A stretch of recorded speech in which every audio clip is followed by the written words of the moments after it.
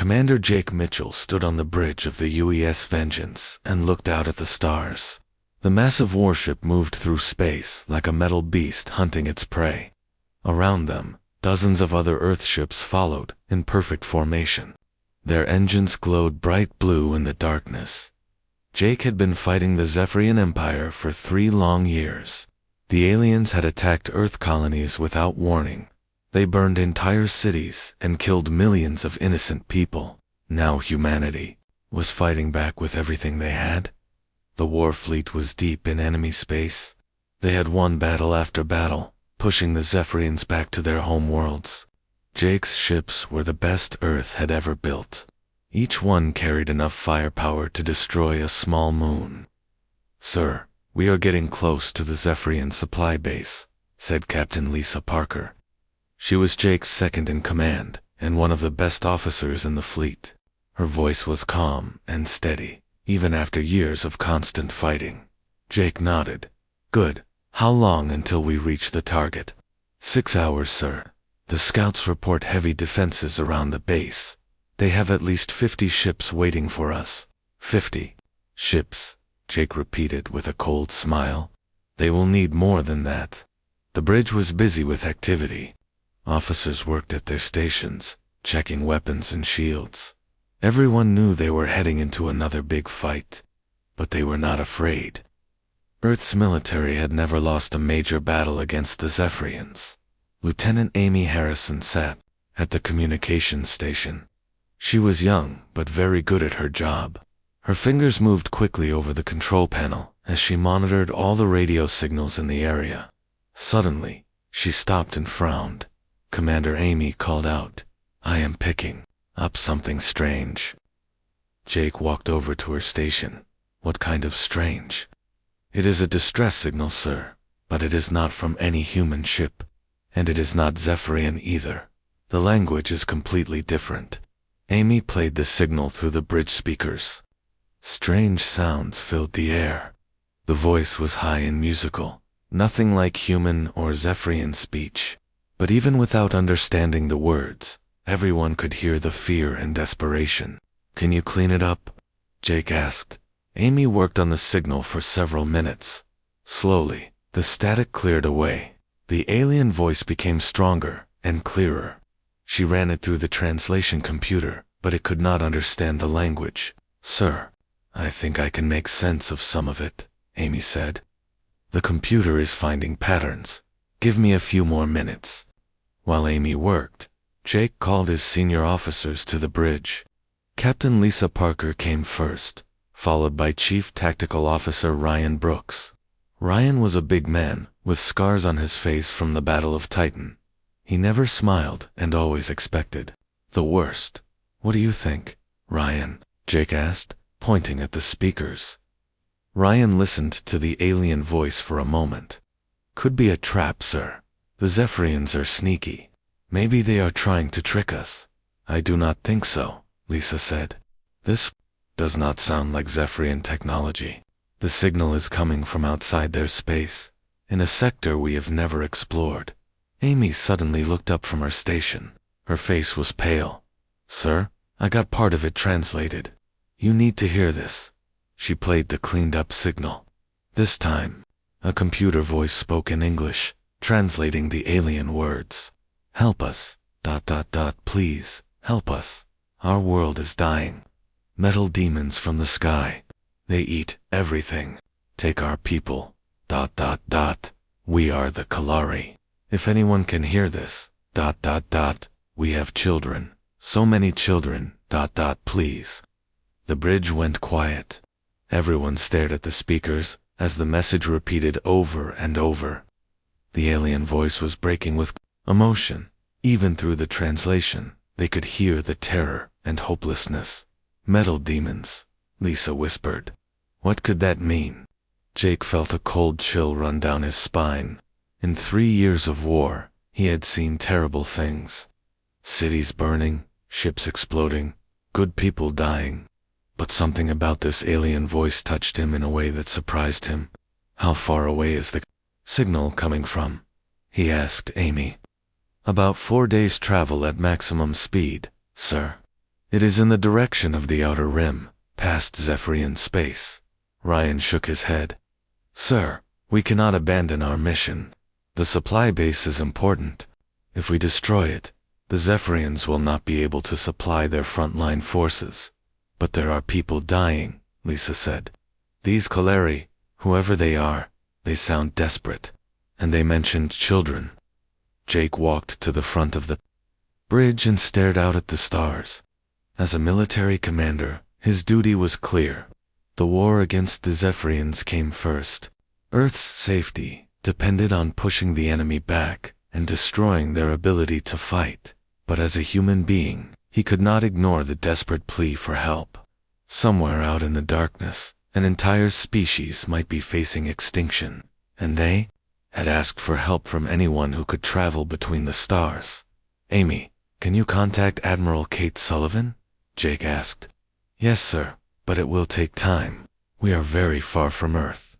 Do it. I need to speak with command. It took 2 hours to establish contact with Earth. Admiral Sullivan's face appeared on the main screen. She looked tired. The war was wearing on everyone, even the high command back home. Commander Mitchell, the Admiral said, I hope you have good news about the supply base.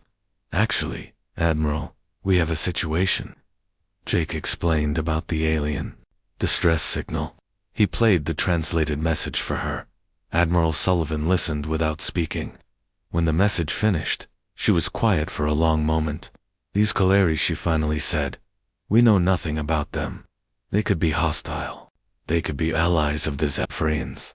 I do not think so, Admiral. The signal seems genuine, and it is coming from outside Zephyrian space. What are you asking for, Commander? Jake took a deep breath.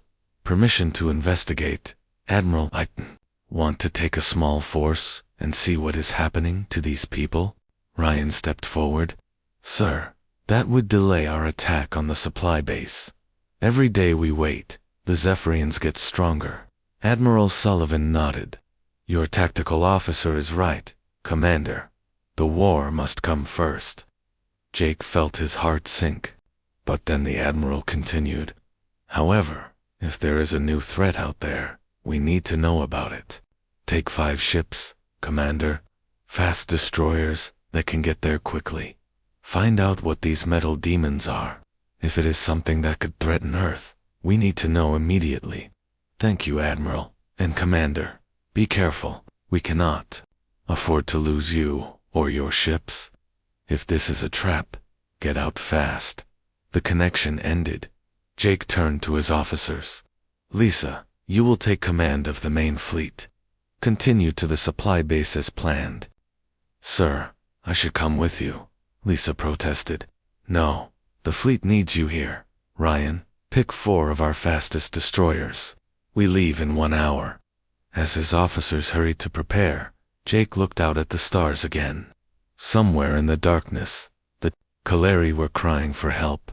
He did not know what metal demons meant, but he was about to find out. The human war machine was about to meet something new and terrible, and Jake Mitchell had the feeling that nothing would ever be the same again. 4 days later, Jake Mitchell and his small fleet arrived at the edge of the Kaleri system. What they saw made every human on every ship stop and stare in horror. The Kaleri homeworld was half gone. Massive metal structures covered one side of the planet like a disease. They moved and shifted constantly, tearing chunks of rock and soil into the sky. Giant machines the size of cities crawled across the surface, leaving nothing but empty holes behind them. My God, whispered Captain Dan Torres from the UES Retribution. His voice came through the communication system to all 5 ships. What are those things? Jake watched the destruction through his ship's main viewer. The machines were like nothing he had ever seen. They had no obvious design or purpose, except to consume everything in their path. Metal arms reached out from their centers, grabbing trees, buildings, even the ground itself. Amy, are you still getting the distress signal? Jake asked. Yes, sir, but it is much weaker now. The signal is coming from the far side of the planet, away from those machines. Lieutenant Colonel Ben Rogers joined Jake on the bridge. Ben commanded the Marine forces on all 5 ships. He was a tough soldier who had fought on dozens of worlds, but even he looked shaken by what they were seeing. "Commander, my sensors are picking up movement near the 3rd moon," Ben said. "Small ships, but they are not the same as those machines." Jake looked at his tactical display. Several tiny vessels were hiding behind the moon. They were clearly trying to stay away from the mechanical monsters on the planet. "Amy, try to contact those ships. Use the translation program." It took several minutes, but finally a voice came through the speakers. This time, the translation was much clearer. The voice was soft and musical, but filled with fear. "Unknown ships, please identify yourselves. Are you here to help us, or are you more metal demons?" Jake stepped forward. "This is Commander Jake Mitchell of the Earth vessel Vengeance.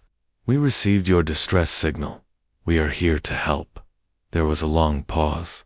Then the alien voice spoke again, and this time Jake could hear crying in the background. "Earth ships. We do not know this name, but you came. You actually came to help us. I am Zethka, speaker for the surviving Kaleri. We thought we would all die alone. Zethka, we want to help, but first we need to understand what is happening here. What are those machines?" "The Devourers," Zethka said, and his voice became full of terror. "They came from the deep void 6 months ago. They eat everything. Our cities, our forests, our people. Nothing can stop them." Jake looked at his officers.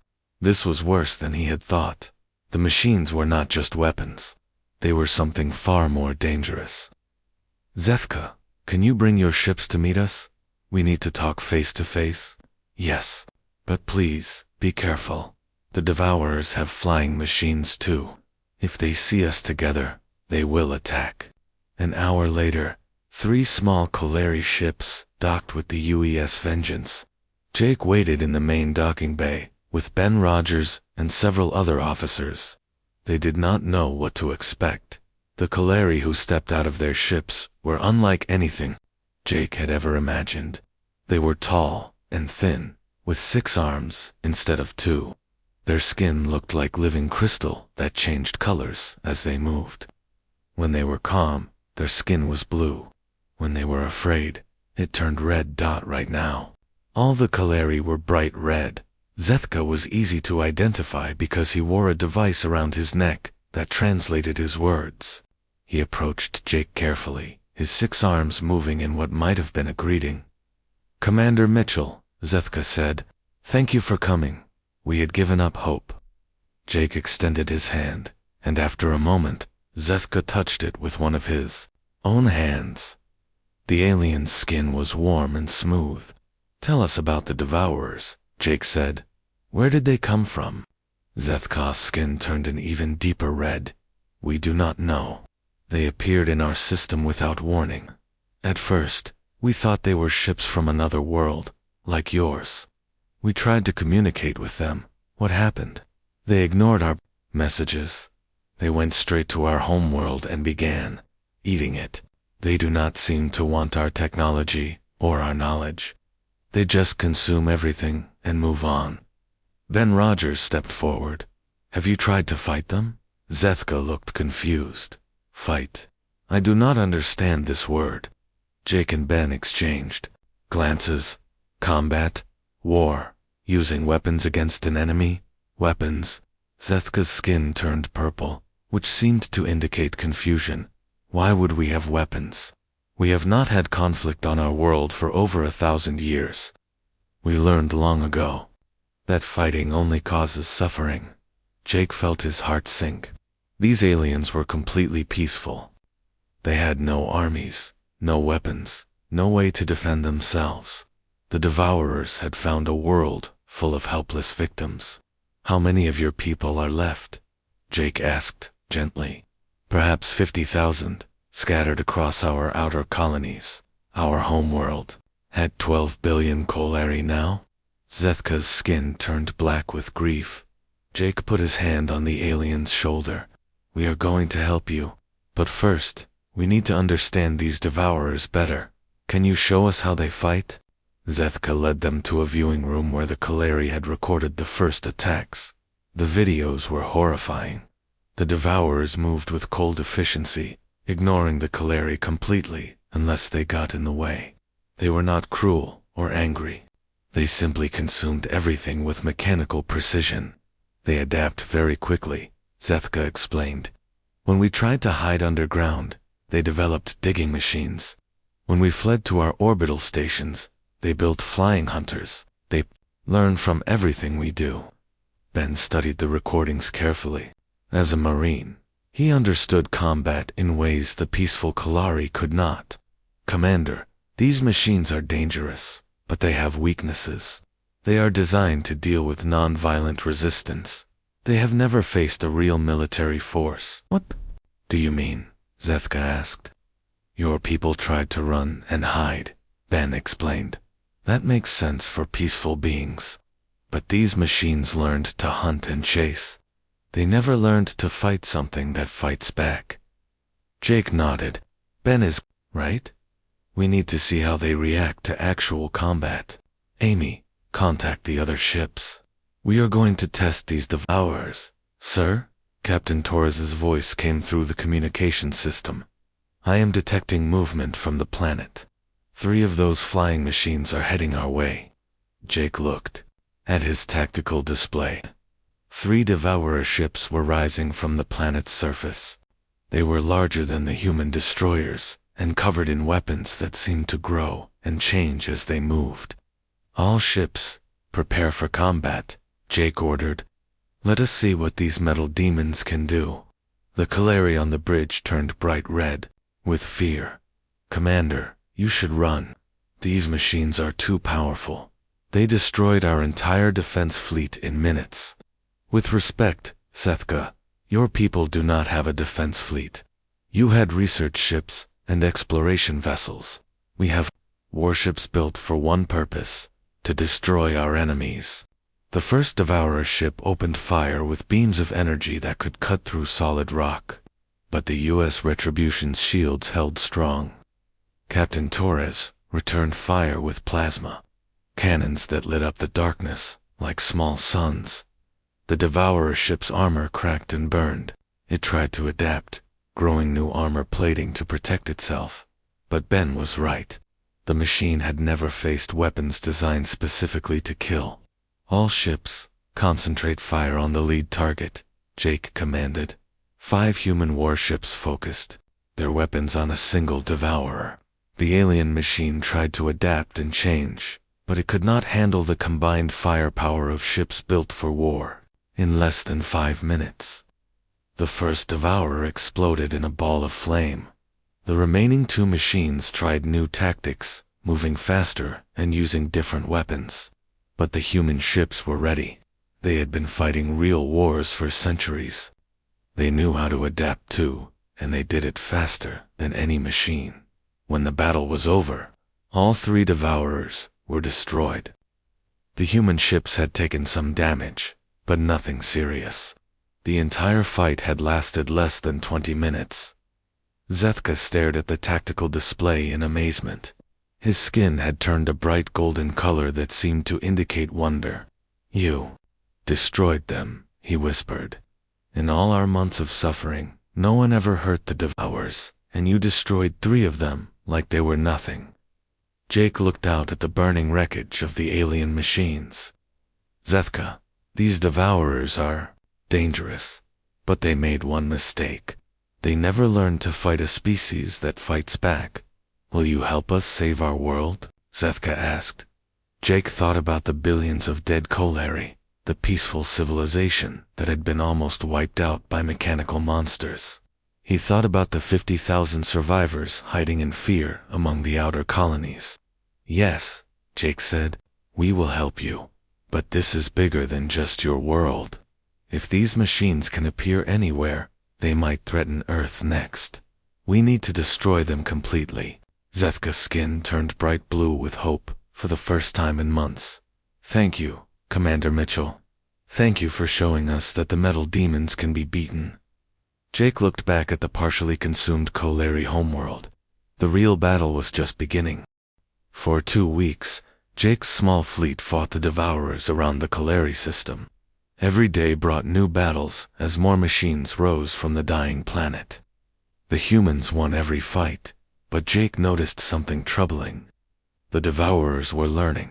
Each new wave of machines was harder to kill than the last. They adapted their armor to resist human weapons. They changed their tactics to counter human strategies. What had started as easy victories were becoming difficult battles.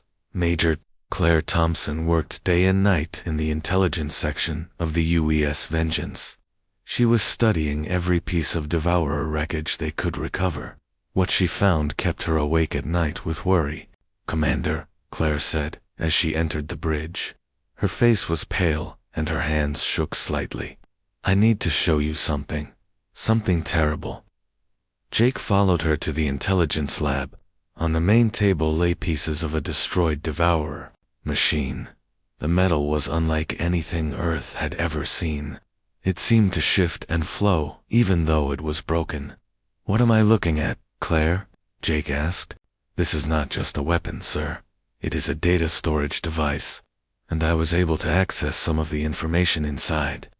Claire activated a holographic display. Images filled the air above the table. Jake saw planet after planet, each one different, but all sharing the same fate. Cities burning, populations fleeing, worlds being consumed by endless waves of machines. "How many worlds?" Jake asked quietly. "Thousands, sir. Maybe tens of thousands. This data goes back millions of years. The Devourers have been doing this for longer than human civilization has existed." Jake felt a cold fear growing in his stomach. "Show me more." Claire changed the display. Now it showed different alien species. Some looked like the Kolari. Others were completely different, but they all had one thing in common. Every species the Devourers attacked was peaceful, sir. Advanced technology, beautiful cities, rich cultures, but no weapons, no armies, no concept of war. "Why only peaceful species?" Jake asked. "That is what scares me, sir. I think the Devourers were designed to target peaceful civilizations, specifically." Claire brought up another set of data. This time it showed the internal programming of the machines. Even through the translation software, the purpose was clear and horrifying. The Devourers were created by an ancient civilization as some kind of cleansing system. They were programmed to eliminate species that reached a certain level of development without becoming militaristic. Jake stared at the data in disbelief. "They kill peaceful civilizations on purpose." "Yes, sir." The original creators believed that any species advanced enough to travel between stars, but peaceful enough to avoid war, was a dead end in evolution. The Devourers were meant to eliminate them and recycle their resources for more aggressive species to use. Jake felt sick. So every peaceful, advanced civilization in the galaxy gets destroyed by these machines. It appears so, sir, until now. Claire changed the display again. This time it showed recent data from the battles around the Kolari system. The machines had been recording everything about human tactics and weapons. "Sir, our arrival has confused their programming.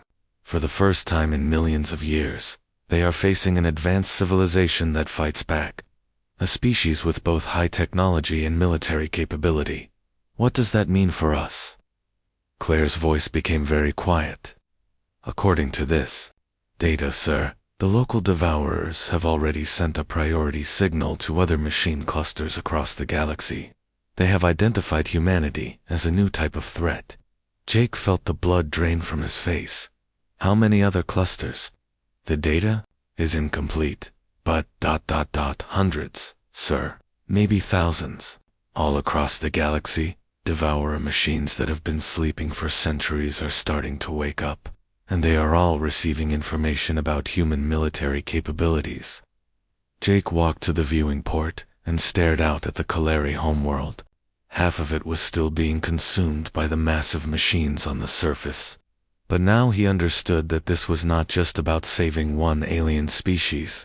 This was about the survival of humanity itself. "Commander," came Captain Torres's voice over the communication system. "We are getting reports from the Kalari scouts. More Devourer ships are coming from deep space. A lot more."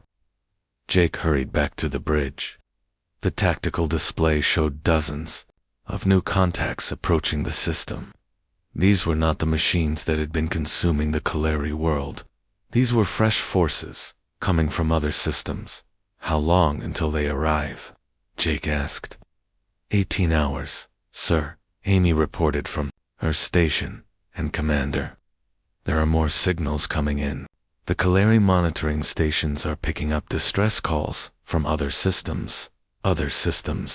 Zethka, who had remained on the human ship to help coordinate the rescue efforts, stepped forward. His crystalline skin was deep red with fear.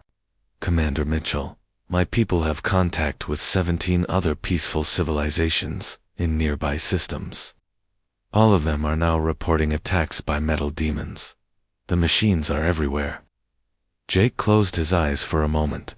The situation was far worse than he had imagined. Not only were the Devourers waking up across the galaxy, but they were actively spreading, attacking every peaceful civilization they could find. "Amy, contact Admiral Sullivan immediately. Priority Alpha emergency."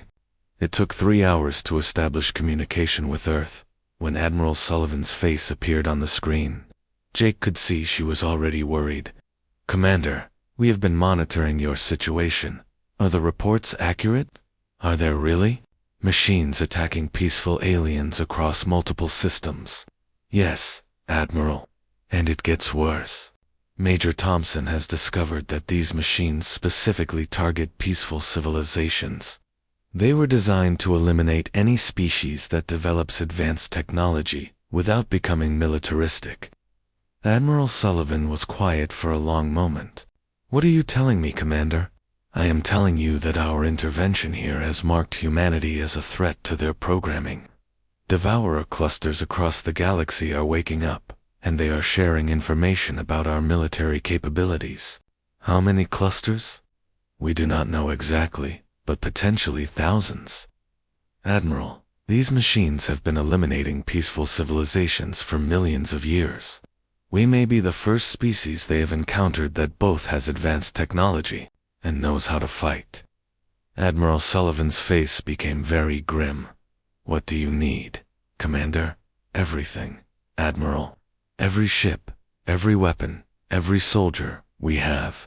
This is not just about saving the Kalari anymore. This is about the survival of every peaceful species in the galaxy. And eventually, it will be about the survival of humanity itself. Understood? I am recalling all forces from the Zephyrian front. The entire war fleet will be redirected to your position." Jake felt a moment of relief, but then he remembered something. "Admiral, what about the Zephyrians? If we withdraw all our forces, they might attack Earth." "Actually, Commander, we have received some interesting communications from the Zephyrian Empire. It seems they are also being attacked by these Devourer machines. For the first time in 3 years, the Zephyrians have requested a meeting to discuss a temporary alliance." Jake almost smiled, despite the terrible situation. "Even our enemies want to work with us against these machines. It appears so. The Devourers do not care about our wars, Commander. They see all advanced civilizations as targets. The Zephyrians may be our enemies, but they are not peaceful. That makes them potential allies against a threat that wants to destroy everyone." The communication ended, and Jake looked around the bridge. His officers were all staring at him, waiting for orders. He thought about Earth, so far away, and now facing a threat unlike anything in human history. "Sir," Ben Rogers said quietly. "What are our orders?" Jake walked to the center of the bridge. Around him, the tactical displays showed dozens of Devourer ships approaching. In the distance, more peaceful civilizations were crying out for help as ancient machines awakened from their long sleep. We hold this system, Jake said firmly. We protect the Kaleri survivors, and we make these machines pay for every inch of space they take. When the main fleet arrives, we are going to show the galaxy what happens when someone threatens innocent people in front of humanity.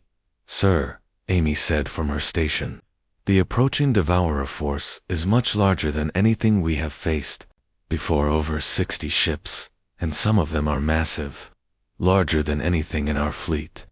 Jake looked out at the stars. Somewhere out there, Admiral Sullivan was gathering every human warship for what might be the most important battle in galactic history. The peaceful civilizations of the galaxy were depending on the one species that had never learned to stop fighting. Then we better make sure they remember this battle, Jake said. Because after today, every Devourer machine in the galaxy is going to know exactly what humanity is capable of. Claire Thompson looked up from her intelligence station. Sir, there is one more thing. According to the Devourer data, they have never encountered a species like us.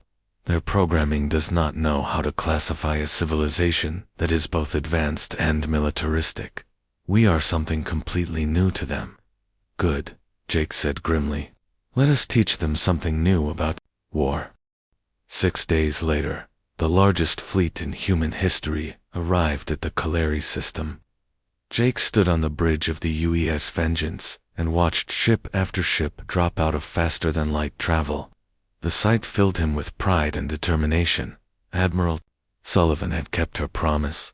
Over 200 human warships filled the space around them.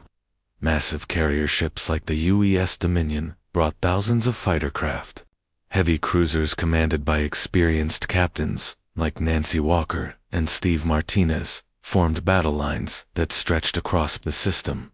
But the most impressive sight was not the ships themselves. It was what they represented. For the first time in human history, Earth's entire military was united behind a single cause, protecting the innocent and fighting an enemy that threatened all life in the galaxy. Admiral Sullivan is requesting communication, sir, Amy reported from her station. Admiral Sullivan's face appeared on the main screen.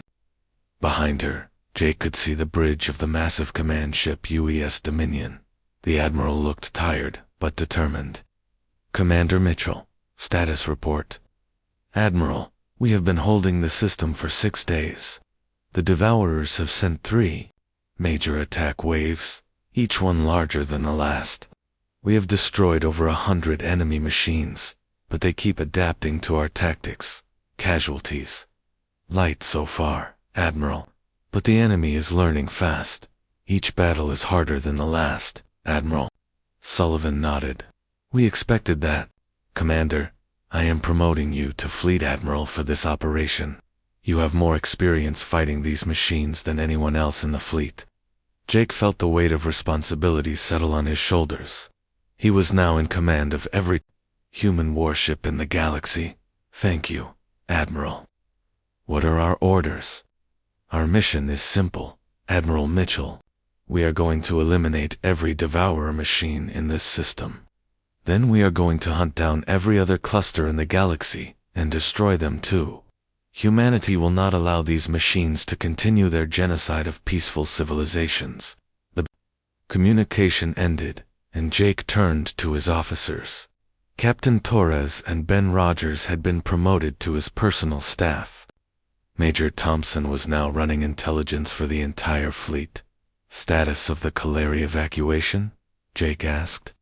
All survivors have been moved to safe locations in the outer system, Ben reported. 53,000 Kaleri rescued from 17 different colonies. They are grateful but terrified. What about other civilizations under attack? Bad news, sir, Claire said. We are receiving distress calls from 42 different systems. The Devourers are moving fast, hitting multiple targets at once. Jake studied the tactical display. Red markers showed Devourer attacks across a huge section of the galaxy.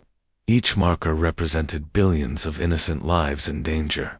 We cannot save them all at once, Jake said grimly, but we can make sure the machines pay a price for every world they attack.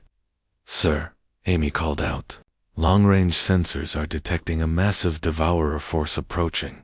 Over 300 ships, including some that are... She paused and checked her readings again. Sir, some of these ships are over 20 kilometers long. Jake felt his blood run cold. The largest human ship was barely 3 kilometers long. If the devourers had ships that big, they might be facing something beyond their ability to fight. Time until arrival. 4 hours, sir. Jake activated the fleet communication system. His voice went out to every human ship in the system, reaching over 500,000 soldiers, sailors, and pilots. This is Admiral Mitchell. In 4 hours, we will face the largest enemy force in human history. These machines have been destroying peaceful civilizations for millions of years. They think they understand war because they have only faced defenseless victims. Jake paused and looked out at his fleet. Every ship was ready for battle. Every weapon was charged. Every human in the fleet was prepared to fight and die if necessary. Today, we teach them what real war looks like. Today, we show the galaxy that humanity does not abandon the innocent. And today, we prove that some species refuse to go quietly into the darkness. The fleet responded with a roar of approval that could be heard even through the vacuum of space. Ship after ship confirmed. Ready status? Fighter squadrons launched from the carriers. The entire human war machine prepared for the battle that would decide the fate of the galaxy. The devourers arrived exactly when predicted. Jake watched the enemy fleet drop out of faster-than-light travel, like a plague of metal locusts. The largest ships were so big, they had their own gravity fields. Smaller machines swarmed around them like angry insects. "My God," whispered Captain Martinez from the UES Dominion. "There are thousands of them." Jake counted the enemy ships on his tactical display. Over 3,000 devourer machines faced 200 human warships. The odds were 15-1 against humanity. All ships, this is Admiral Mitchell. Remember, we are not just fighting for ourselves. We are fighting for every peaceful civilization in the galaxy. We are fighting for the right of intelligent species to exist without fear. We are fighting because no one else can. The first wave of devourers attacked immediately. They had learned from previous battles and came in fast, trying to overwhelm the human defenses with sheer numbers. But Jake was ready for them. All carriers, launch fighters, all cruisers, concentrate fire on the largest targets. All destroyers, protect the carriers. The space between the two fleets erupted in fire and light. Human fighters swarmed around the massive devourer ships like tiny sparks of flame. Plasma cannons and nuclear missiles lit up the darkness. The battle was unlike anything in human history. The devourers fought with cold efficiency. Their ships reformed and adapted in the middle of battle, changing weapons and armor to counter human tactics. But humanity fought with something the machines could not understand: emotion. Captain Walker led a suicidal charge against a devourer command ship, sacrificing her cruiser to destroy a machine that was coordinating enemy attacks. Fighter pilots flew their damaged craft directly into enemy weapons to protect the larger ships. Marines boarded devourer vessels that should have been impossible to enter. "Sir," Claire reported from her station, "the enemy is adapting faster than we expected. They are sharing tactical data in real time across their entire fleet." Jake watched the tactical display as the battle raged around them. The devourers were learning from every human tactic, every weapon, every strategy. But there was something they could not adapt to: the willingness of humans to sacrifice everything for a cause they believed in. "All ships, implement Plan Omega," Jake ordered. Plan Omega was something no sane military would ever consider. It involved using the fleet's ammunition ships as weapons, ramming them into the largest devourer vessels, and detonating their entire payload at once. The explosions would be visible from other star systems. "Sir," Ben protested, "Plan Omega will cost us a quarter of our ammunition. and it will destroy their command ships, Jake replied. Do it. 12 human ammunition ships broke formation and accelerated directly toward the largest Devourer vessels. The machines tried to stop them, but the human ships had volunteer crews who stayed aboard to pilot them manually. Nothing could stop men and women who had chosen to die for their cause. The explosions were spectacular. 12 miniature suns bloomed in space as entire ammunition ships detonated against Devourer command vessels. When the light faded, the largest enemy ships were gone, and the rest of the Devourer fleet was in chaos now. Jake shouted, "All ships, full attack." The human fleet surged forward. With their command ships destroyed, the Devourers lost their coordination. They fought as individual machines instead of a unified force. Against the disciplined tactics of the human military, they stood no chance. The battle lasted 18 hours. When it was over 2,000 Devourer machines had been destroyed. The human fleet had lost 37 ships and 15,000 brave men and women. But they had one. Jake stood on the bridge of the Vengeance and looked out at the wreckage, filling space around them. The immediate threat to the Kalari system was over. But this was just the beginning. Admiral Amy reported, "We are receiving messages from across the galaxy. News of our victory is spreading. Peaceful civilizations everywhere are asking for help. And the Devourers still attacking other systems, sir. But according to intercepted communications, they are recalling forces from outlying areas. They seem to be regrouping for a larger attack." Jake nodded. He had expected this. The machines now understood that humanity was a real threat. They would not make the same mistake twice. "Amy, send a message to every peaceful civilization in the galaxy. Tell them that Earth stands with them. Tell them that humanity will fight. These machines wherever we find them, and the fleet, sir." Jake looked out at his battered but victorious ships. They had proven that the Devourers could be beaten. But the real war was just beginning. "We hunt them down," Jake said grimly. "Every machine, every cluster, every hidden base. We do not stop until every Devourer in the galaxy is scrap metal." The human war machine had tasted victory against an enemy that had terrorized the galaxy for millions of years. Now it was time to finish the job. The final battle began 3 weeks later in the Devourer home system, a place the machines called the Convergence. Jake's fleet had grown during their hunt across the galaxy. The Zephyrians had kept their word and sent 50 of their best warships. Even some of the peaceful civilizations had contributed by building supply ships and medical vessels. But the enemy had also been preparing. The Convergence system contained over 10,000 Devourer machines, including massive factory ships, that had been building new weapons designed specifically to fight humans. The machines had learned everything they could about human tactics, and they were ready. Jake stood on the bridge of the UES Vengeance and looked out at the enemy fleet. After weeks of constant fighting, his ship showed the scars of battle. The hull was blackened by enemy fire, and several sections had been repaired with metal from destroyed Devourer ships.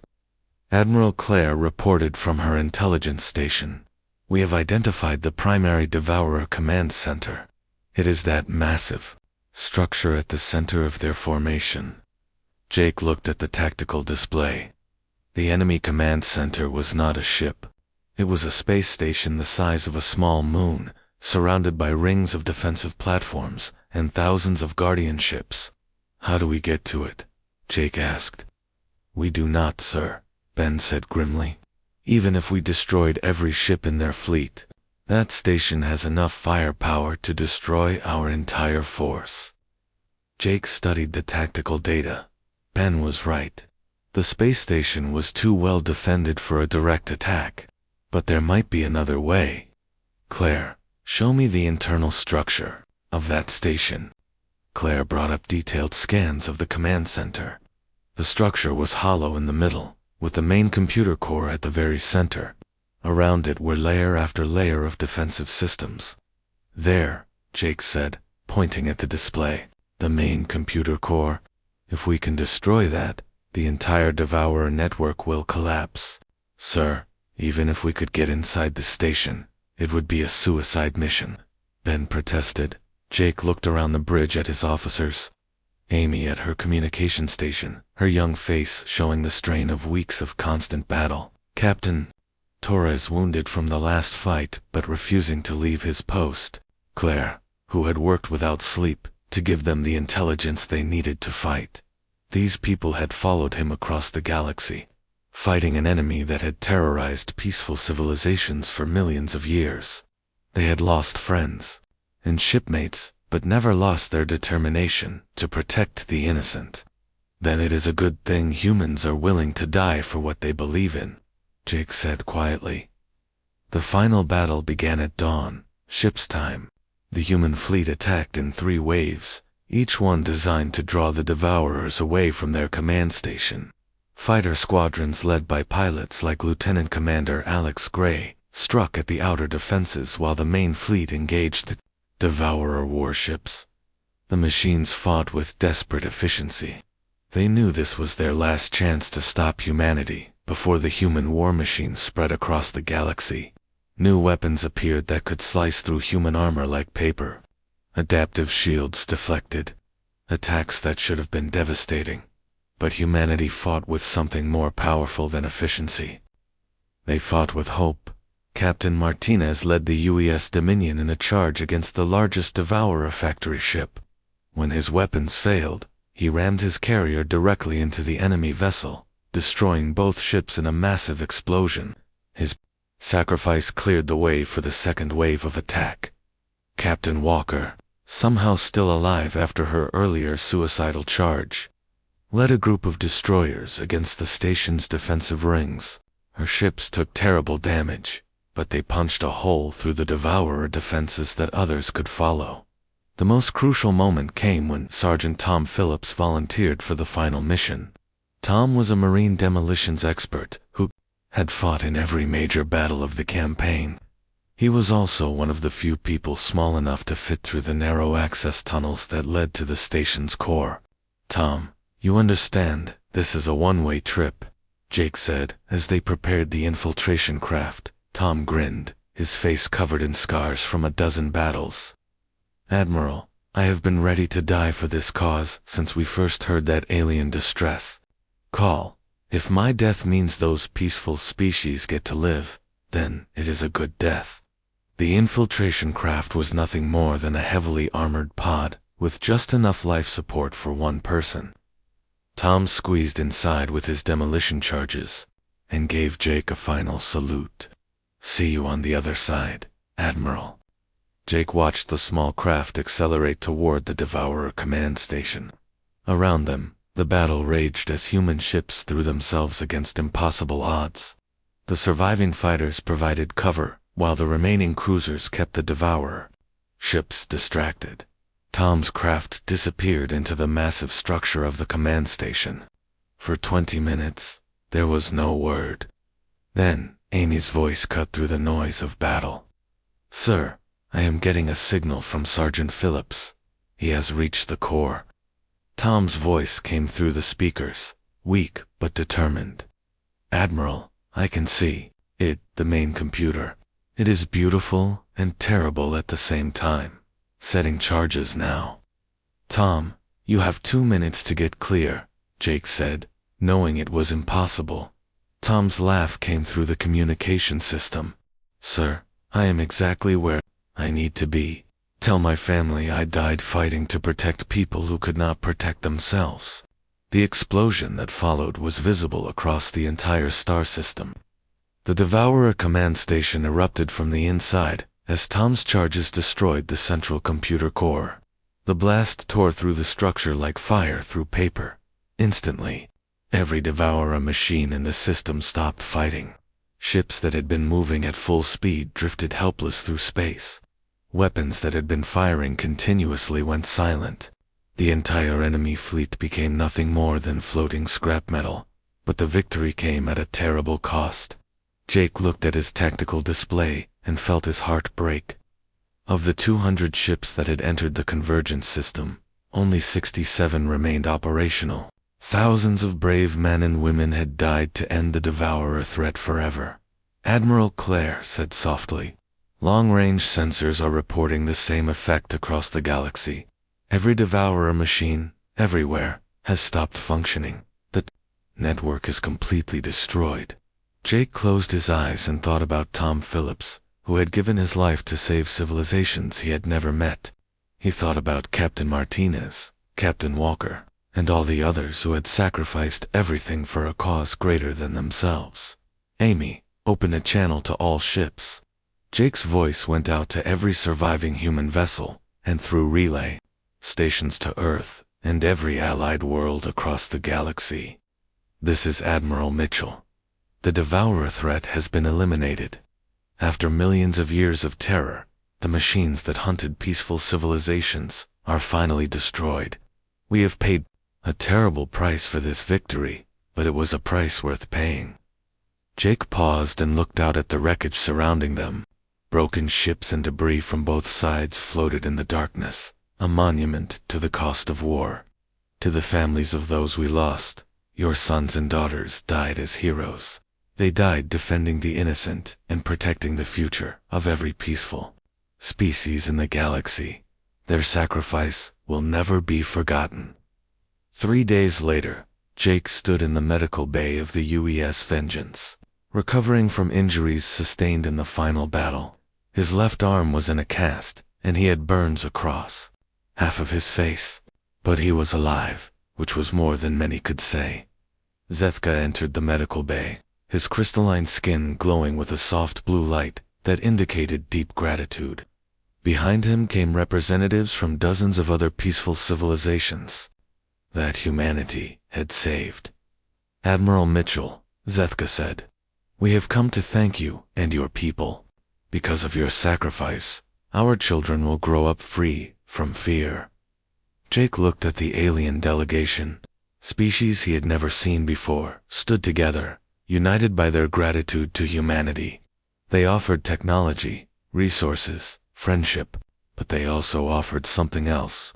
"Admiral," said a representative from the Altherian Republic, a species of crystalline beings who communicated through light patterns, "we want to learn from you.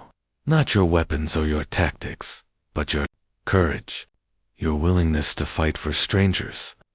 Jake thought about that for a long moment. Humanity had become the galaxy's protector by accident, not by choice. Their talent for warfare, developed through centuries of conflict, had made them the only species capable of standing against the Devourer threat. "We will teach you what we can," Jake said finally. "But remember that our strength comes not from our weapons, but from our willingness to use them to protect others." 6 months later, Jake stood on the bridge of a new ship, the UES Tom Phillips, named after the Marine who had given his life to end the Devourer threat. He was looking out at a convoy of ships carrying humanitarian supplies to worlds that were rebuilding after the machine attacks. "Admiral," Amy said from her communication station. She had been promoted and now served as his chief of staff. "We are receiving another distress call." Jake's heart skipped a beat. "Devourers?" "No, sir. This is different. A species called the Vorthon is reporting attacks by something they call shadow ships. They are asking specifically for human assistance."